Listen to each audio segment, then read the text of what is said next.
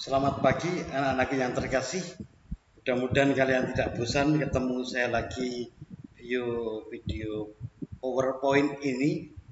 Eh, Paling tidak ini tetap kita harus melakukan karena kita dalam rangka KBM yang aktif via online. Oke, anak-anak yang terkasih, pada hari ini kita akan membahas pada penghargaan terhadap hidup bab yang terakhir, yaitu tentang narkoba dan HIV/AIDS. Mari kita lihat arti dan jenis dari narkoba. Yang pertama, narkotika, yang adalah zat atau obat yang berasal dari tanaman atau bukan tanaman, baik yang sintetis maupun semi sintetis. Contohnya di sini yang pertama, golongan opiat, heroin, morfin, candu, dan lain-lain. Yang kedua, golongan kanabis, ganja, hashish, dan lain-lain. Golongan koka, ini kokain, crack, dan lain-lain. Ini masuk dalam artian narkoba. Yang kedua, alkohol.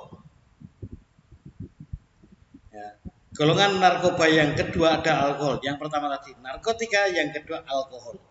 Nah, alkohol ini apa? Minuman yang mengandung etanol atau etil alkohol, tetapi bukan untuk obat. Ada yang untuk obat, tapi ada yang bukan untuk obat. Selanjutnya yang ketiga, psikotropika. Psikotropika ini meliputi zat atau obat baik alamiah maupun sintesis, bukan narkotika. Ya, di luar narkotika tadi. Di sini contohnya seperti ekstasi, sabu-sabu, obat penenang atau obat tidur, obat antidepresi, dan obat psikosis. Yang keempat, zat adiktif adalah inhalansia. Di sini masuk aseton, tinercet, lem, kemudian nikotin, ini yang dapat dari tembakau.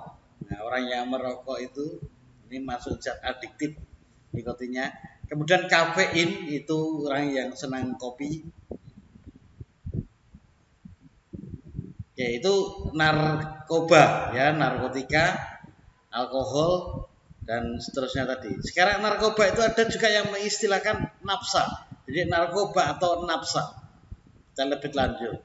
Nafsa ini tergolong zat psikoaktif, yang adalah zat yang terutama mempengaruhi otak sehingga menimbulkan perubahan pada perilaku, perasaan, pikiran, persepsi, dan kesadaran dari seseorang. Sebenarnya banyak di antara zat ini yang digunakan dalam pengobatan, tapi dengan takaran tertentu, ada dosisnya tertentu. Untuk obat bius, obat penenang, untuk obat tidur, dan lain sebagainya. Sementara itu narkoba atau narkotika dan atau obat atau bahan yang berbahaya. Ini hanya sebutan. Kalau nafsa itu kelihatan agak halus untuk obat. Ini narkoba, ini yang biasa untuk disalahgunakan. Ya. Tapi sebenarnya hitungannya sama. Kita melihat latar belakang orang yang terlibat narkoba, maksudnya yang kecanduan, ya. Yang pertama, faktor intern dari dalam diri seseorang itu sendiri, ya, dari dalam diri orang itu sendiri. Mudah-mudahan tidak terjadi nanti kepada kalian.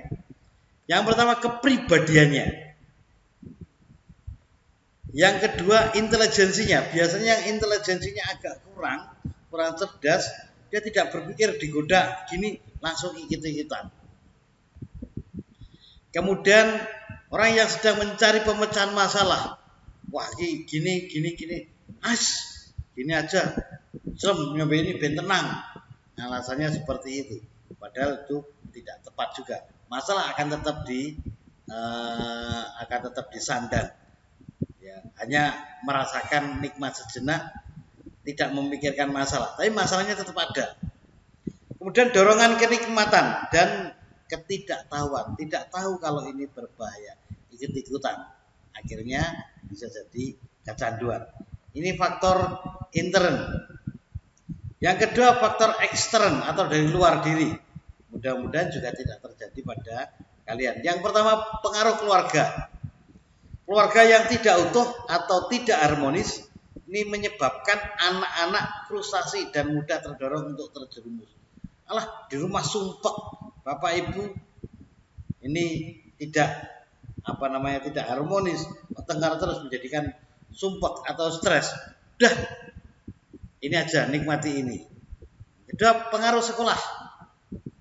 Sekolah yang tidak disiplin dan mempunyai banyak siswa yang menjadi pengguna narkoba. Jadi di sekolah itu kurang disiplin, kurang ada pengecekan, kurang ada monitoring.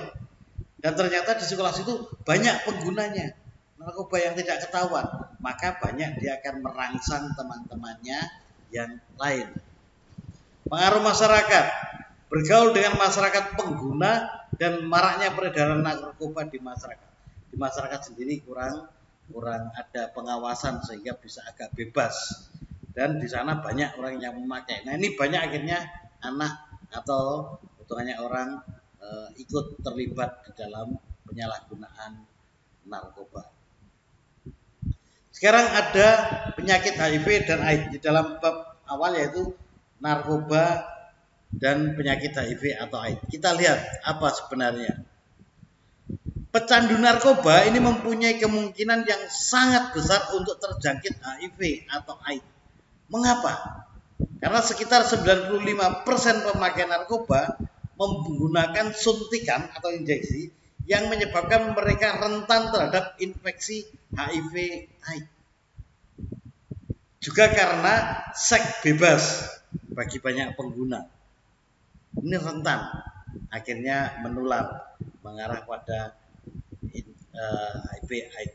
AIDS adalah singkatan dari acquired immune deficiency syndrome. Acquired ini artinya didapat, imun ini artinya kekebalan tubuh, dan sindrom berarti kumpulan gejala penyakit. Jadi AIDS disimbolkan sebagai kumpulan gejala penyakit yang timbul akibat menurunnya kekebalan tubuh. Ini bukan corona loh ya. Corona ini juga karena kekebalan tubuh kurang, maka bisa mudah kena corona. Tapi kita melihat HIV/AIDS ini dulu. Menurunnya kekebalan tubuh tersebut disebabkan kenapa? Karena virus HIV, Human Immunodeficiency Virus, yang secara pelan-pelan menurunkan kekebalan tubuh manusia. Jadi kalau orang yang kena HIV, maka kekebalan tubuhnya menurun. Maka rentan dia diserang apa-apa bisa langsung terasa. Nah, bagaimana penularan HIV atau AIDS itu? Penularan HIV terjadi melalui kontak dengan cairan tubuh, baik itu darah, semen, cairan vagina, cairan cerebrospinal, dan air susu ibu. Oke, kalian yang ini agak sulit nggak usah dicamkan. Bisa cairan tubuh lewat darah, cairan vagina, dan air susu ibu. Nah, ini bisa menular ke sana, lewat sana. Ini mengandung sel terinfeksi atau partikel virus. Jadi kalau kalian misalnya mempunyai partikel virus, kemudian darah kalian dilempar ke orang lain, atau mungkin cairan vagina nyiprat ke orang lain, atau mungkin hitungannya air susumu itu masuk ke orang lain. Nah ini rentan, dia akan tertular HIV. Dalam konsentrasi yang kecil, virus juga terdapat di dalam air mata, air kemih, dan air ludah. Ini memang agak kecil. Tapi kalau corona ini berbahaya, ini besar sekali. HIV dapat ditularkan dengan cara-cara sebagai berikut. Hubungan seksual dengan penderita. Maka kalau besok akan seksual, ya tanya dulu, HIV apa enggak? Daripada nanti pasti kamu akan kena. Yang kedua, suntikan atau infus darah yang terkontaminasi. Pemindahan virus dari ibu yang terinfeksi kepada anaknya sebelum atau selama proses kelahiran dan melalui ASI. Jadi ibu yang menderita kemudian ngemii anaknya, bisa anaknya akhirnya terjangkit virus HIV ini. Kemungkinan penularan HIV sangat tinggi pada pasangan seksual yang menderita herpes, sifilis, atau penyakit kelamin yang menular lainnya. Ya, sifilis itu salah satu penyakit kelamin, ada sifilis, gonorrhea, penyakit kelamin. Mengakibatkan kerusakan pada permukaan kulit. Ini sangat tinggi, apalagi kalau berpasangan seksual. Nah, ini kemungkinan besar akan tertular. Hubungan oral seks, jadi bukan hanya seksual alat kelamin dengan alat kelamin, tapi oral seks. Hubungan oral seks melalui atau hubungan seksual yang melalui mulut. Maaf, ini bukan jorok, tapi ini kenyataan ilmu. Misalnya hitungannya kemaluannya si laki-laki di masukkan ke mulut si perempuan, atau sebaliknya. Ini juga bisa terjadi hubungan infeksi HIV tadi. Virus HIV pada wanita yang sedang hamil dapat ditularkan pada janinnya pada awal kehamilan melalui plasentanya, atau pada saat persalinan, yaitu melalui jalan lahir. Melalui jalan lahir, jalannya apa? Saya nggak perlu sebut nama. Oke, lanjutkan. Ajaran Kristiani tentang narkoba dan HIV atau AIDS. Secara ringkas ajaran Kristiani yang saya tampilkan ini. Santo Paulus ini menghimbau orang beriman untuk menghormati dirinya sebagai bait Allah. Kita ini adalah bait Allah. Bait Allah, tempat ibadat. Ya. Karena itu mengkonsumsi narkoba berarti awal dari usaha untuk merusak bait Allah. Dengan mengkonsumsi narkoba, maka tubuh kita akan hancur atau akan rusak, berarti merusak bait Allah ini. Begitu juga dengan pergaulan bebas yang mengarah pada seks bebas. Ini akan rentan terhadap HIV/AIDS. Ini berarti merusak bait Allah. Jadi jangan berhubungan seks bebas sebelum kalian keluarga, dan jangan mengkonsumsi narkoba. Bila narkoba, HIV/AIDS telah merusak manusia, maka manusia sulit untuk menggerakkan akal budi, hati, dan perilakunya menurut kehendak Allah. Itulah ciri perusakan terhadap bait Allah. Jadi bukan badannya sudah hancur, rusak, bait Allah sudah rusak. Ini nanti mempengaruhi daya pikirnya, kemudian akhirnya tidak berpikir tentang Allah lagi. Itu ajaran gereja Katolik berdasar ajaran Santo Paulus dalam suratnya. Peran gereja Katolik dalam menangani masalah penyalahgunaan narkoba dan masalah HIV. Gereja Katolik menyatakan kutukan terhadap kejahatan pribadi dan sosial yang menyebabkan dan menguntungkan penyalahgunaan narkoba atau nafsa. Ini mengutuk keras gereja Katolik penggunaan narkoba yang disalahgunakan. Yang kedua, gereja Katolik memperkuat kesaksian Injil dari orang-orang beriman yang mengabdikan dirinya kepada pengobatan pemakai narkoba. Ini di mereka yang terlibat tentang penanganan narkoba, umat gereja ini didukung bersuara sehingga menjadi saksi.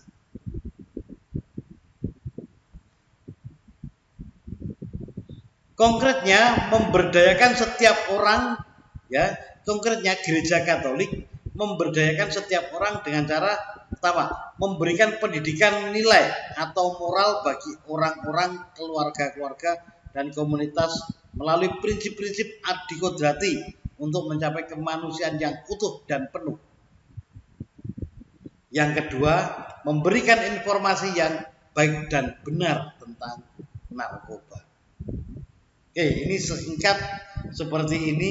Paling tidak ini, walaupun kalian bukan sebagai penyelesai masalah narkoba, kami harapkan kalian juga tidak mengotori diri kalian yang adalah bait Allah dengan narkoba dan hubungan seks bebas.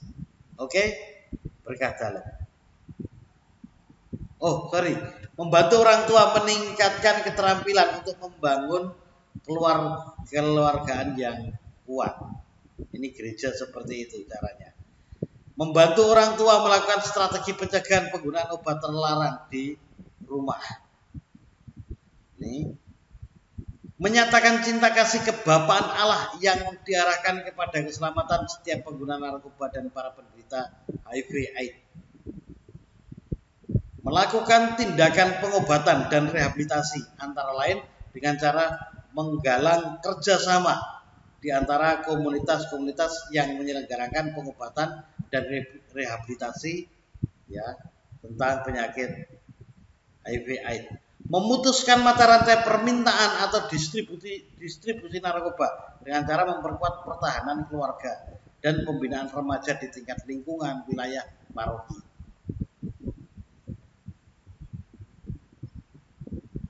Usaha kita membantu pecandu narkoba atau penderita HIV/AIDS. Yang pertama, jangan menjauhi atau menolak mereka karena mereka adalah orang yang tersingkir dan kesepian. Tambah stres nanti. Ya kita rangkul walaupun tidak kita rangkul peluk loh ya. Tapi paling tidak kita menyapa mereka, ya berkomunikasi dengan mereka sehingga mereka tidak terisolir. Yang kedua, memberi peneguhan bahwa mereka dapat mengatasi persoalannya. Beri motivasi untuk bangkit dan memulai hidup yang baru. Singkatnya, marilah kita menjadi sahabat. Marilah kita menjadi pendamping dan pendengar curahan hati mereka. Oke, semoga dengan ini kita bisa mewartakan kasih Kristus kepada umatnya. Amin. Berkah dalam.